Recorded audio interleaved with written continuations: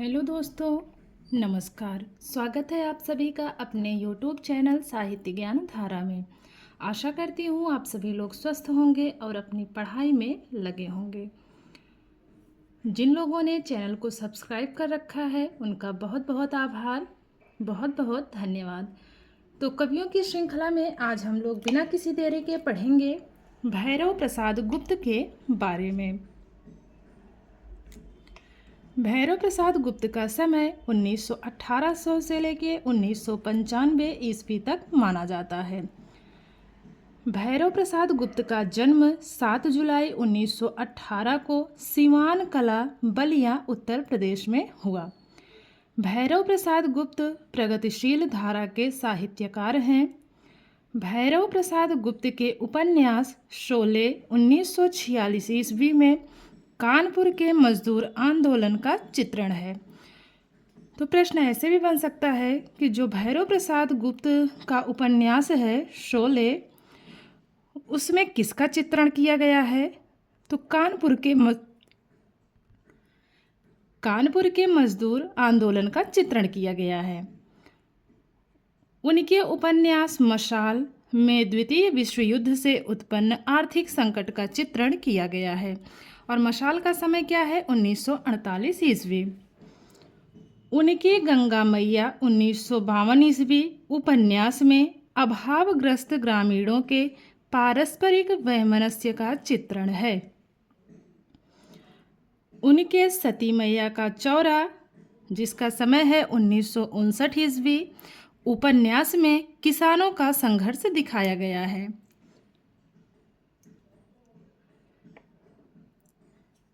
उनके उपन्यास धरती, जिसका समय 1962 ईस्वी है, इसमें साहित्यकार के संघर्ष का भावात्मक चित्रण किया गया है। उनका उपन्यास अंतिम अध्याय 1970 ईस्वी उपेंद्र नाथ अश्क के जीवन पर आधारित है।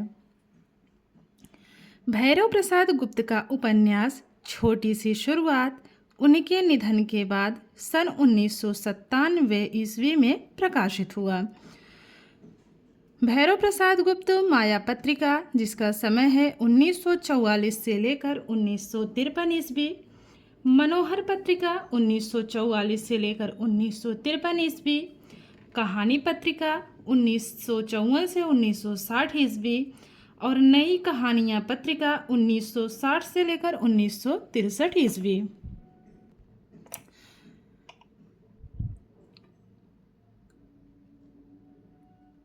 तो इनकी पत्रिकाओं को फिर से देखते हैं।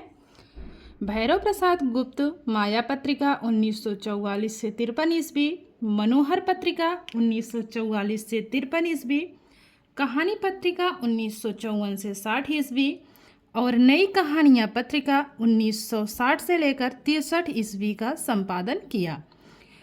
तो इन्होंने किस किस पत्रिका का संपादन किया? माया, मनोहर, कहानी और नई कहानियाँ।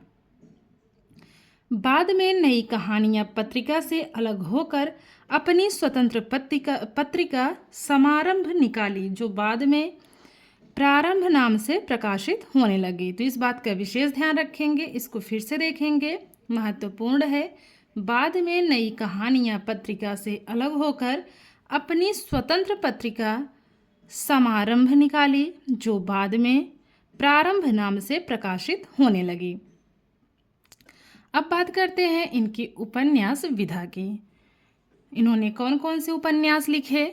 शोले 1946 ईस्वी, मशाल 1948 ईस्वी, गंगा मैया 1952 ईस्वी, जंजीरें और नया आदमी 1954 ईस्वी, सती मैया का चौरा 1959 ईस्वी, धरती 1962 ईस्वी, आशा 1963 ईस्वी, कालिंदी 1963 ईस्वी, रंभा 1964 ईस्वी, अंतिम अध्याय 1970 ईस्वी, नौजवान 1972 ईस्वी, एक जीनियस की प्रेम कथा 1980 ईस्वी, सेवाश्रम 1983 ईस्वी, काशी बाबू 1987 ईस्वी।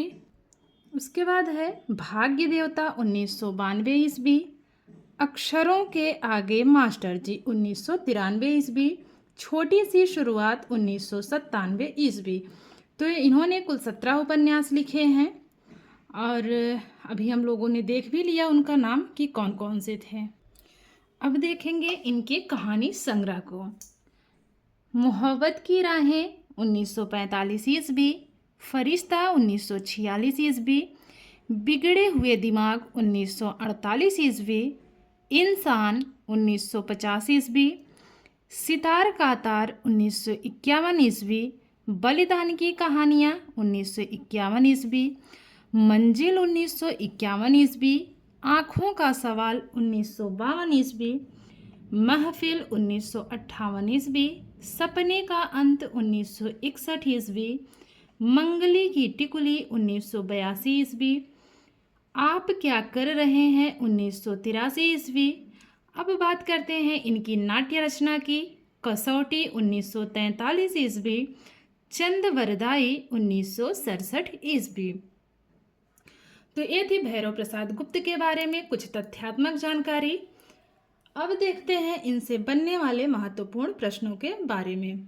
वैसे तो यूट्यूब पे बहुत सारे यूट्यूब पे बहुत से चैनल बने हुए हैं, बहुत लोगों के हम लोग वीडियोस देखते भी हैं और अच्छी भी रहती हैं, लेकिन कवियों को लेकर, विशेष कवियों पर ही अगर प्रश्नोत्तरी हो तो ये बहुत कम ही देखने को मिलता है। तो विस्तृत जानकारी के बाद हम लोग अब प्रश्नोत्तरी भी कर लेते हैं भैरव प्रसाद गुप्त से। तो पहला प्रश्न है, भैरव प्रसाद गुप्त का जन्म कब हुआ? विकल्प है 1916 ईस्वी, 1917 ईस्वी, 1918 ईस्वी या फिर 1919 ईस्वी। तो भैरव प्रसाद गुप्त का जन्म हुआ है 1918 ईस्वी में। अगला प्रश्न है, भैरव प्रसाद गुप्त का जन्म कहाँ हुआ? विकल्प है गोकुलपुरा, आगरा, उत्तर प्रदेश, मीरापुर, मुजफ्फरपुर, उत्तर प्रदेश, झगरपुर, उन्नाव, उत्तर प्रदेश, सिवान कला, बलिया, उत्तर प्रदेश। तो जो भैरव प्रसाद गुप्त हैं इनका जन्म हुआ है सिवान कला, बलिया, उत्तर प्रदेश में। बढ़ते हैं अगले प्रश्न की तरफ। भैरव प्रसाद गुप्त किस काव्य युग के साहित्यकार हैं? छायावाद, प्रगतिवाद, प्रयोगवाद या फिर द्विवेदी युग। तो भैरव प्रसाद गुप्त प्रगतिवाद के साहित्यकार माने जाते हैं। भैरव प्रसाद गुप्त का प्रथम उपन्यास है, विकल्प है मशाल, गंगा मैया, शोले या फिर रंभा। तो जो इनका पहला उपन्यास है वो है शोले। भैरव प्रसाद गुप्त के इस उपन्यास में कानपुर के मजदूर आंदोलन का चित्रण किया गया है। मशाल में, गंगा मैया में, शोले में या फिर रंभा में। तो जो इनका उपन्यास है शोले, इसमें कानपुर के मजदूर आंदोलन का चित्रण किया गया है। अगला प्रश्न है, शोले उपन्यास का प्रकाशन कब हुआ? 1946, 1947, 1948 या फिर 1949। तो शोले उपन्यास का प्रकाशन वर्ष है 1946 ईस्वी। अगला प्रश्न है, भैरव प्रसाद गुप्त के इस उपन्यास में द्वितीय विश्व युद्ध से उत्पन्न आर्थिक संकट का वर्णन है। मशाल में, गंगा मैया में, शोले में या फिर रंभा में।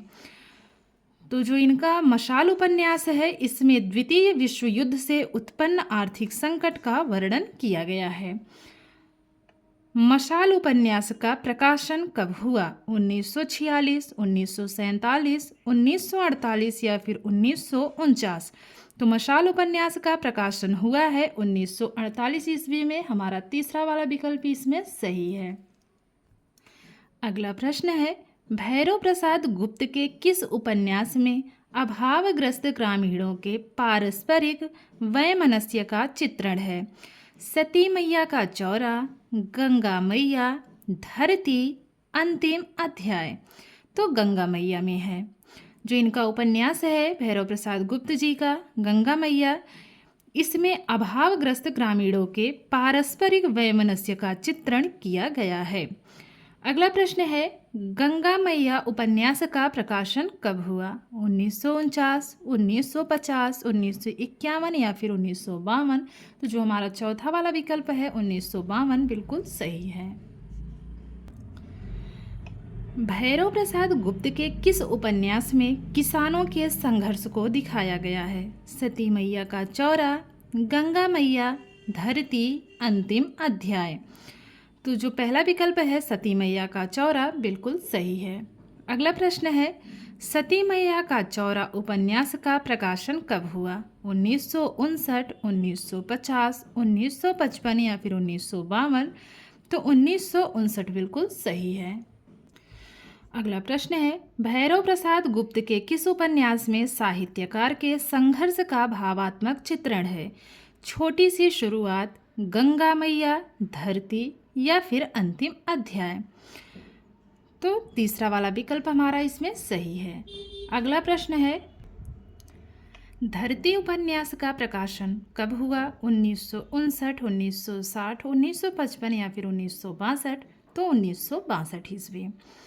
भैरव प्रसाद गुप्त का कौन सा उपन्यास उपेंद्र नाथ अश्क के जीवन पर आधारित है? छोटी सी शुरुआत, गंगा मैया, धरती या फिर अंतिम अध्याय? तो अंतिम अध्याय इसमें सही जवाब है। तो हमारा चौथा विकल्प दिया गया है अंतिम अध्याय, यही सही है।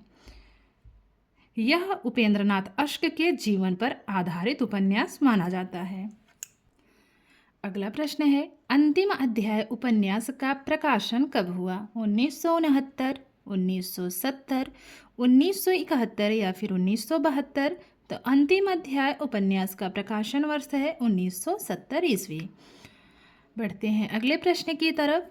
भैरव प्रसाद गुप्त ने किस पत्रिका का संपादन किया था? माया, मनोहर पत्रिका, कहानी पत्रिका, उपर्युक्त सभी? तो जो सभी वाला विकल्प है यही हमारा सही है, क्योंकि इन सभी पत्रिकाओं का संपादन भैरव प्रसाद गुप्त जी ने किया था। अगला प्रश्न है, भैरव प्रसाद गुप्त ने कौन सी पत्रिका निकाली थी? नई कहानी, समारंभ, मनोहर या फिर माया? भैरव प्रसाद गुप्त ने समारंभ पत्रिका निकाली थी। दूसरा वाला विकल्प हमारा इसमें सही है। अगला प्रश्न है, भैरव प्रसाद गुप्त का नाटक है, अब इनका नाटक बताना है। चंद बरदाई, कसौटी, आ और बा दोनों या फिर अंजना? तो भैरव प्रसाद गुप्त का नाटक अंजना है। अगला प्रश्न है, एक जीनियस की प्रेम कथा रचना की विधा क्या है? एकांकी है, नाटक है, कहानी है या फिर उपन्यास है? एक जीनियस की प्रेम कथा उपन्यास है। अगला प्रश्न है, भैरव प्रसाद गुप्त का कौन सा उपन्यास उनकी मृत्यु के बाद प्रकाशित हुआ? विकल्प है छोटी सी शुरुआत, गंगा मैया, धरती, अंतिम अध्याय। तो छोटी सी शुरुआत उपन्यास इनकी मृत्यु के बाद प्रकाशित हुआ। पहला विकल्प सही है। अगला प्रश्न है, छोटी सी शुरुआत उपन्यास कब प्रकाशित हुआ? 1994, 1995, 1996 या फिर 1997?